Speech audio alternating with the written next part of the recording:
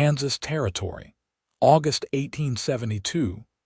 The wind scraped hot across the dusty plains when Elijah Zeller rode over the ridge, his horse lathered in sweat and his shirt stuck to his back. It had been 4 days since he left Dodge, chasing whispers of an outlaw trail, but what he found instead was something he never expected someone. She stood alone near a busted wagon, skirts torn and dusty, one hand clutching a rusted rifle far too big for her. A wide open sky stretched behind her, but she looked like a woman cornered. Elijah slowed his horse, raising both palms. "I'm not here to hurt you," he said, voice low and steady. "You all right, miss?" The woman didn't lower the gun. Her dark eyes flicked over him, judging fast. "Do I look all right?" "No," he said honestly. "You look like you've been through hell." She hesitated, then slowly let the rifle drop to her side. Her hand trembled. Elijah dismounted, his boots crunching dry grass. He kept his movements easy, not getting too close yet. "Name's Elijah Zeller." "You got a name?" She licked her cracked lips. "Faye Fletcher." "Faye," he repeated, nodding. "What happened?" Faye dropped her gaze. "Wagon wheels snapped 3 days back. My brother went for help, never came back." "You been out here alone all that time?" Faye nodded once. Her shoulders were stiff, like they had been holding too much weight for too long. "You got water?" She shook her head. Elijah moved back to his horse and pulled his canteen, walking it over to her slow. She took it with a quick glance at his face, then drank deep. Her hands shook worse this time, and when she handed the canteen back, she wiped at her eyes like it was just dust. "You got anyone else?" She looked up at him then, jaw tight. "I had 2 little sisters with me.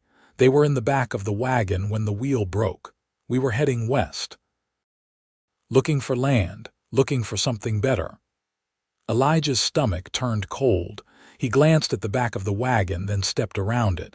The canvas flap was torn, and inside 2 small shapes lay wrapped in a wool blanket. Too still, too quiet. Faye's voice came behind him. "They got sick 2 nights in. Fever took them fast. I couldn't." Her throat closed. Elijah turned and looked at her, really looked. She had the kind of face that used to smile often but hadn't lately. Grief wore on her, plain as sunburn, but she was still standing. "I'm sorry," he said, and meant it. "I buried them yesterday," she whispered. "Over that rise. Marked the spot with stones." She turned her back then, shoulders curling in. Elijah didn't speak. He just walked back to his horse, dug for the last of his biscuits, and brought them to her. She took them with a nod, sat on the wagon tongue, and ate slow. After a long while she said, "You out here tracking someone?" "Was," he said. "But I think I found something more important." She looked up at that, suspicious. "You don't know me. I know you buried your sisters with your own hands. I know you stayed instead of running. That's enough." He looked out across the plains, the sun already dipping low. "I'll get you to a safe town," he said. "But after that, you don't have to be alone again, not unless you want to be." She stared at him, jaw tight. "You offering to babysit me?" "I'm offering my help," Elijah said, serious. "And what you do with it is yours to decide." Faye searched his face for a long time, like she was trying to find the catch. Then, finally, she nodded. "All right." They rode out the next morning before the sun crested full, with Faye riding Elijah's spare horse and the wind at their backs. She barely spoke that first day, but she watched everything: his hands on the reins, the way he scanned the horizon, how he never once looked at her like she was weak. That night, they made camp under a low, bending cottonwood near a dry creek bed. Elijah built a fire while Faye sat nearby, arms wrapped around her knees. She stared into the flames. "I keep thinking I'll hear them," she said. "Their voices." Elijah poured coffee into a tin cup and handed it to her. She took it without looking. He sat across from her. "I lost my younger brother to fever when I was 16, he said. "For years I thought I heard him too." Faye looked up, eyes glinting in the firelight. Does it stop? He shook his head. But it gets quieter and you learn to carry it better. She nodded again, slow. The silence stretched between them, not heavy, just real. You have family still? She asked. No. Folks died in Missouri during the war. I fought for a while, then I rode west, been driftin' mostly, work here and there. He did not say it, but she understood. He was alone too. The fire cracked and Faye finally leaned back against her saddle, staring up at the stars. Elijah, she said after a long pause. Yeah, thank you. He looked over. You're welcome. They rode for 2 more days toward Abilene. Faye's posture straightened with each mile, her voice more sure when she asked him questions about the trail, about horses, about the places he had seen. She never cried again, not where he could see it, but sometimes she went quiet and looked out at the horizon like she was talking to her sisters in her head. On the 3rd night, a storm rolled in. Thunder rumbled low and rain started falling hard. Elijah pulled their horses beneath a rocky overhang and they made camp there, the 2 of them huddled close under a shared tarp. Faye's hair was damp, her skin cold. Elijah took off his coat and wrapped it around her shoulders. You're freezing, he said. I am all right. Her voice was small. He looked at her. You do not have to be all right all the time. She looked up, and something passed between them, something quiet but strong. She leaned into him then, her hand resting lightly on his chest. He did not move, just let her stay there, her weight warm against him. Elijah, she said, her voice muffled. You meant it, didn't you, about me not being alone? I did. She nodded slowly. I want to believe you. He looked down at her. You can. When she lifted her face, he kissed her soft, careful, like asking a question. She answered by kissing him back, slow and sure. It was not rushed. It was not wild. It felt like something that had been waiting a long time to happen. When they pulled back, she smiled for the first time since he met her. You rode hard across those plains, she whispered. And I would do it again, Elijah said, brushing her damp hair back. As many times as it takes. By the time they reached the edge of Abilene, the storm had passed, leaving the prairie washed clean beneath a pale sky. Faye rode beside Elijah in silence, her posture upright, chin lifted. Her sleeves were still damp from the night before, but she didn't complain. The town came into view slow over the rise low buildings with clapboard siding, a few wagons creaking through the muddy main street, smoke curling from chimneys. They tied off at the livery stable, and Elijah passed coin to the boy who came running with a curry brush and eager hands. Faye tugged her shawl tighter against her shoulders and glanced toward the general store with its shuttered windows and faded sign. Reckon I could use a real bed, she said. Elijah tilted his head toward the boarding house 2 doors down. Mrs. Harrow keeps a clean place. She don't ask many questions either. Faye gave a small nod and followed him. Inside, the parlor was dim, smelling of coal oil and rose water. The proprietor, a stout woman with iron gray hair, looked up from her ledger. I'll take a room for her, Elijah said. 2 nights, maybe more. Mrs. Harrow's eyes flicked from him to Faye, and something tightened in her mouth. But she slid the key across the counter without comment. Faye climbed the narrow stairs without waiting, her boots scuffing the worn treads. Elijah watched until she disappeared down the hall, then stepped back out into the street. At the smithy, he traded for a new horseshoe and a saddle strap, then headed to the telegraph office. He hadn't meant to send word to anyone, but something about the way Faye had watched the town like she wasn't sure where to stand made him think twice. He wired a rancher he knew south of Salina, asking after work and lodging. If there was a place for them to land, he intended to find it. By the time he returned to the boarding house, the sun had dropped behind the grain mill. Faye was seated in a rocking chair on the porch, her hair braided back, cheeks scrubbed clean. She held an envelope in her lap, unopened. "Someone at the desk said this came for me," she said as he joined her. "But I don't know how." He sat on the bottom step. "What's the name on it?" She turned it over in her hands. "F. Fletcher. No first name, just the initial," he frowned. "You expecting anything?" "No." She opened it with careful fingers. Inside was a single sheet of paper with an address scrawled in a spidery hand. She read it twice, then folded it again. "My uncle," she said quietly.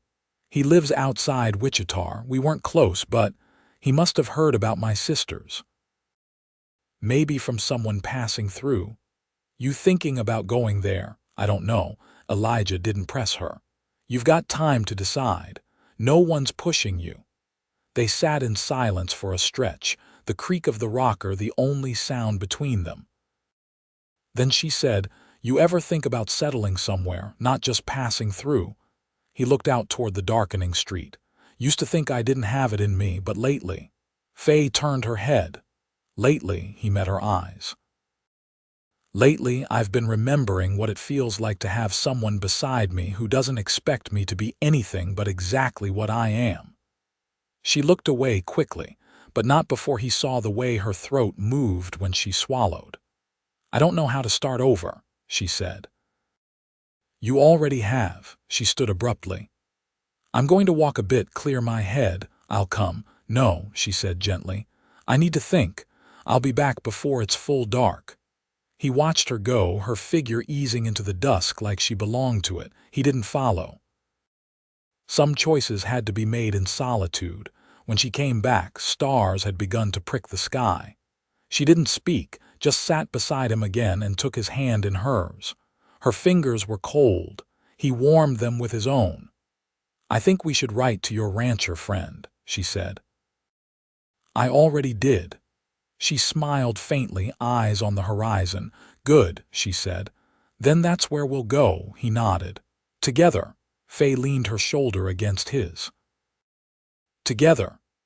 The ranch sat a full day's ride south of Salina, tucked between low hills and a sweep of wheat-colored grassland that rolled out in every direction. Elijah had worked here before, back when the owner, Declan Morse, still ran cattle up to the rail depot in Ellsworth. The herds were smaller now, but the land still held steady beneath the hooves. They arrived late in the afternoon, the sun slanting gold across the barn roof. Faye rode quiet beside him, her skirts dusted and her eyes steady. She hadn't asked many questions on the trail, but she'd watched the land like she meant to learn it. Declan met them at the fence, sleeves rolled and a length of straw tucked in his cheek. "You weren't bluffing," he said to Elijah, eyeing Faye with a kind of respectful curiosity. "Place needs mending, and I need hands that don't talk more than they work." Elijah dismounted. "We'll pull our weight," Declan nodded. "I'll hold you to that." He led them past the corral toward the main house, pointing out the bunkhouse, smokehouse, and the well where they could draw water. Elijah kept his steps measured, letting Faye walk slightly ahead. She didn't look back once. That night, Declan offered them the cabin near the south pasture, 2 rooms, rough timber walls, and a stove that still held heat if you coaxed it right. Faye stood inside the doorway a long while after they were alone, her hand resting on the windowsill. "There's a quiet here," she said. Elijah set down their packs. "It's honest land. Doesn't promise more than it can give." She turned toward him. "I'd rather that than empty promises." He didn't answer right away, just crossed to the stove and lit the lantern. The soft light filled the space between them. "There's a woman's saddle in the barn," he said after a moment. "Old but good leather. You could ride out in the mornings if you wanted." "Get your bearings." Her gaze held his. "You think I need to get away from you already?" He smiled faintly. "I think you might want the chance to decide where your feet go next." She stepped closer, the floorboards barely creaking beneath her. "I know where they're going." He reached for her hand then, not rushed, just a quiet offering. She took it. The days settled into rhythm. Elijah rose before first light to help with the herd, and Faye took to the garden plot behind the cabin, turning the soil with her sleeves rolled and her hair tied up in a red cloth Declan's wife had left behind years ago. She didn't talk much during the day, but in the evenings she sat beside Elijah on the front step, peeling apples or mending seams, her shoulder close enough to feel. One night after supper, she laid a folded scrap of paper on the table between them. "It's a list," she said. "Things we might need come winter. I was thinking ahead." He read it, then looked at her. "You planning to be here that long?" Her fingers brushed the corner of the paper. "I'm not planning to leave." Elijah leaned back, looking at her in the lantern light. "When I first saw you, I didn't think you'd want to stay anywhere again."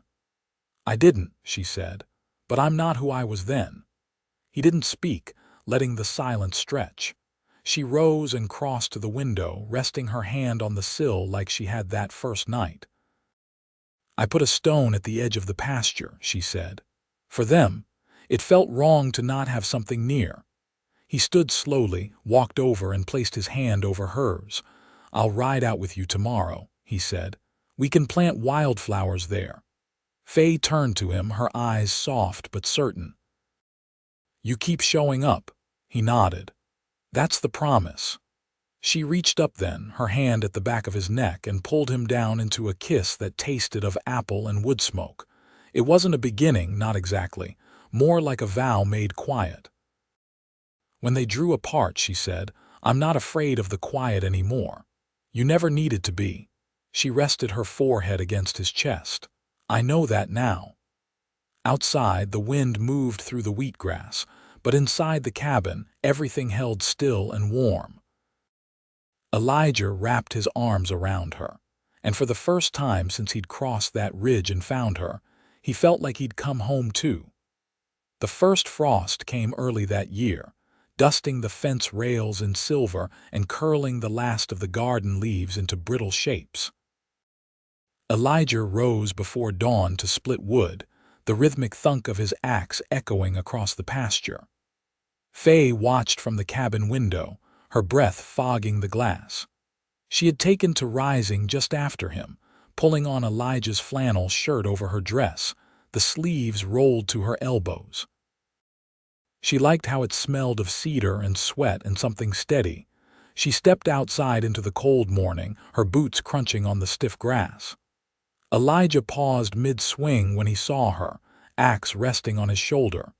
"You should have stayed inside," he said. "It's colder than it looks." "I needed the air," she answered, tying the ends of her hair back with a strip of muslin. "And I want to help." He studied her for a breath before setting the axe down and handing her a basket. Kindling pile could use sorting. They worked side by side without much talk, hands red from the chill. Geese passed overhead in a V, their calls sharp and distant. After a while, Elijah wiped his brow and leaned against the chopping block. "Declan mentioned a town social next week," he said. "Said folks bring in pies and fiddle tunes." Faye glanced over. "And you want to go?" "I thought maybe you might. You've hardly spoken to anyone outside this ranch." She set the basket down. "I'm not sure I remember how. There's no trick to it. Mostly standing around and pretending you're not freezing." She smiled, the lines around her mouth softening. "What do people do at these things? Dance, talk, trade stories. Sometimes they auction off preserves or patchwork." She sat on the block beside him, tugging her shawl tighter. "I don't know if I've got much to trade or say." "You've got more than most," he said, "and I'd like to see you among people who ain't just me." She didn't answer right away, then finally said, "All right. If you're there, I'll go." They spent the week preparing. Elijah helped Declan mend the barn roof while Faye worked in the kitchen, her hands dusted with flour, testing an old recipe she half remembered from years ago. She didn't say what it was called, only that her mother used to make it when someone came home late and safe. The day of the social, they rode in just before sunset. the horse's breath misting in the cooling air. The church hall was lit with lanterns strung along the porch, and the sound of laughter spilled out into the street. Elijah tied the reins, then offered his hand. Faye hesitated before taking it. "I feel like I'm stepping into someone else's life." "You're not," he said. "You're just stepping into your own." Inside, the room was warm and filled with the smell of cinnamon and firewood. Women in wool dresses bustled between tables, and a young boy played a fiddle near the stove, the tune quick and bright. Faye kept close to Elijah's side, her hand brushing his coat now and then. A woman with gray-streaked hair and a flour-stained apron approached, nodding toward the basket Faye carried. "You brought something to share." Faye handed it over. "It's not much." The woman peeked beneath the cloth, then grinned. "Well, that's a surprise. Haven't seen a brown sugar pie in a long while." Faye blinked. "You know it. My mother used to make it too. Folks'll be glad for it." After she moved on, Faye turned to Elijah.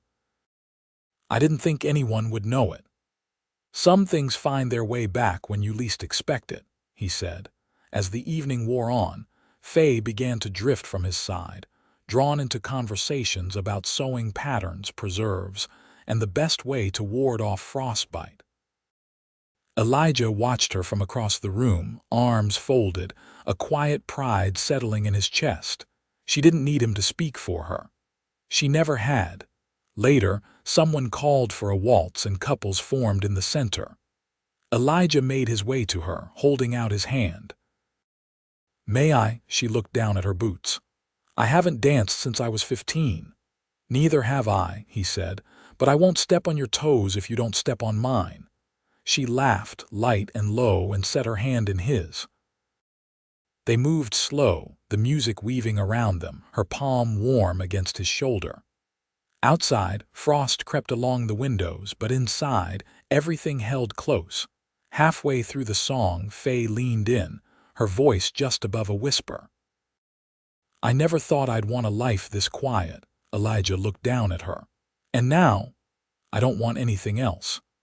That night, riding back beneath a sky thick with stars, she rested her head against his shoulder. The wind bit at their coats, but neither one hurried the pace. The cabin lights came into view just as the moon cleared the ridge. Inside, they stoked the stove and warmed their hands. Faye pulled off her boots, then stood barefoot on the rug, the firelight dancing across her face. Elijah stepped toward her, his hand brushing her jaw. "I'd do it all again," he said. "Every mile." She reached up, fingers closing around his. "You don't have to anymore." He kissed her slowly, the kind of kiss meant to last, one that didn't ask or promise, only stayed, steady as the land beneath them. Outside, the wind shifted and settled, and the cabin stood firm against the cold. Inside, they held each other like the long road behind them had led nowhere else. By late November, the wind came in colder, carrying the scent of distant wood smoke and the bite of snow not yet fallen. The land had gone quiet in that way it did before winter. Truly settled fences stopped creaking. The grass no longer whispered, and even the birds grew still. Elijah had taken to checking the roof each morning, patching where the shingles lifted, and Faye had begun stitching heavier curtains from feed sack cloth to keep the draft from the windows. One morning, Declan came by the cabin with a cloth-wrapped bundle and a look that carried meaning. "I'm heading into Wichita for a week," he said. "My sister's boy took a spill from a wagon. I'll be back before the first snow if the Almighty allows." Elijah nodded, arms folded. "You want us keeping to the herd while you're gone?" Declan handed over the bundle. "That and keep the cabin warm. It's going to turn hard before long. Might be a lean winter." After he left, Faye unwrapped the cloth to find cured bacon, a pouch of dried berries, and a tin of ground chicory. Elijah watched her fingers pause on the tin. "We'll make it stretch," she said. "I'll bake a loaf tonight. We could take the wagon east, pick up what we need before the road's ice, he offered. She shook her head. I've lived through leaner. We've got enough. That night, the sky turned the color of burnt cream and the wind began to howl. Elijah stacked what wood they had left beneath the eaves, then stepped inside to find Faye kneeling near the hearth, coaxing the coals. She looked up when the door shut behind him. I've been thinking, she said, about the land past the dry creek bed. He hung his coat near the stove. What about it? It's flat, and there's water near if the spring runs again. We could plant something come thaw. He crouched beside her. You see yourself staying that long? I do, she said. I want to build something that doesn't vanish the first time the wind shifts. He placed a hand on her back, warm through the fabric. Then we will. She leaned into him slightly. I've never had anyone say that and mean it. I mean it. They sat there in the glow of the fire, the silence between them full and easy. 2 days later, a letter arrived by Ryder, one of Declan's neighbors passing through. The envelope was worn, but the handwriting still clear. Faye read it by the window, her fingers steady. Elijah waited, not asking. After she folded it, she said, My uncle passed. Fever, same as my sister's. I'm sorry. I didn't know him well, but he left a parcel of land east of Wichita. It's not much, just a stretch of field and a shack. But it's mine now. Do you want to go there? She looked out at the pasture, the fence line silvered with frost. No, I don't need to chase ghosts anymore. You could sell it, Elijah said. Put it towards seed and tools. She nodded. That's what I was thinking. They spent the next week preparing, checking the plow still stored in Declan's shed, trading one of the mules for a more reliable draft horse, measuring the ground beyond the creek. Faye sketched rows in a journal she'd found in a trunk, her handwriting neat and sure. Elijah watched her mark the soil with small stones, planning a season ahead. One afternoon, she approached him with a folded piece of muslin. I made something, she said. Come see. Inside the cabin, she laid out a quilt. It wasn't large, but it was carefully stitched fabric from old shirts, flour sacks, and the red cloth she used to tie her hair. In the center, she'd sewn the outline of the hills that rose behind the ranch. I wanted something to keep, she said, in case we ever lose the land or have to move. He traced a square with his finger. We won't, but I'm glad you made this. That night they lay beneath the quilt she'd made, the fire low and steady in the stove. Her hand rested over his heart and she whispered, I never thought I'd feel safe again. You are, he said, as long as I draw breath. In the spring, the soil turned soft beneath their boots. They planted potatoes and beans, coaxed new green from the cold ground. Faye worked with her skirts tied up and her wrists sunburned, humming sometimes when she thought no one heard. Elijah built a coop for hens, and they traded eggs for flour and salt. Word came that Declan wouldn't be returning. He decided to stay on with his sister's family. The ranch, he said in a letter, was theirs now if they wanted it. They did. Elijah repaired the barn. Faye painted the door white. They spent Sundays walking the fence line, her hand tucked into his, their shadows long in the golden light. Years passed, and the fields bore fruit. Each season brought new work, new weariness, but also new joy. Neighbors came to know them not as survivors, but as settlers, builders, steady folk. One morning, Faye stood at the edge of the pasture, a child at her hip. The girl pointed to the sky where a hawk wheeled high. Elijah stepped from the barn, wiping his hands on a rag. She sees everything, he said. She's mine, Faye replied. Of course she does. He wrapped an arm around her waist, the child reaching out for his beard with a laugh. They stood there, the three of them, beneath the wide Kansas sky, their life rooted deep and sure. No more drifting. No more running, only this. Earth beneath their feet, love between their hands, and a home that held forever.